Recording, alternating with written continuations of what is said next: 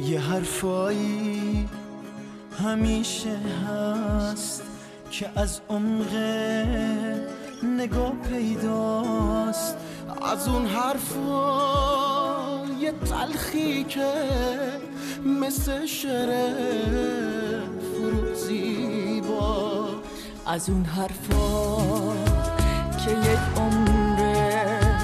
به گوش ما شده ممنون، از اون حرفای بی پرده شبیه شعری از شاملو،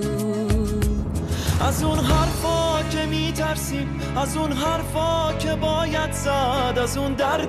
دلای خوب، از اون حرفای خیلی بد نگفتی و نمیگم ها، حقیقت های پنهونی، از اون حرفا که میدونم، از اون حرفا که میدونی.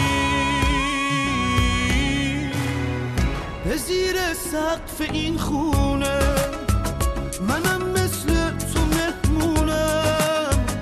منم مثل تو میدونم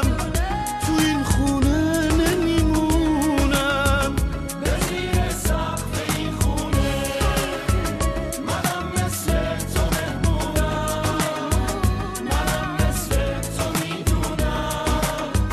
تو این خونه نمیمونم.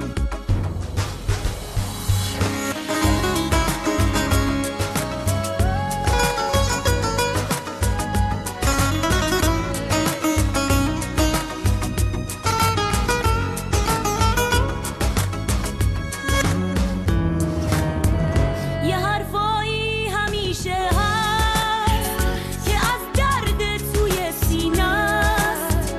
به سرم خونی شاهین پر از عشق و پر از کینه است، پر از نگفته هایی که خیال کردیم یکی دیگه دلش طاقت نمیاره، همه حرفامو میگه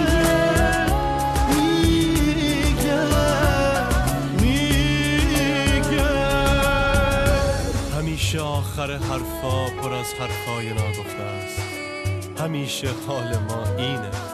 همیشه دنیا شفته است. به زیر سقف این خونه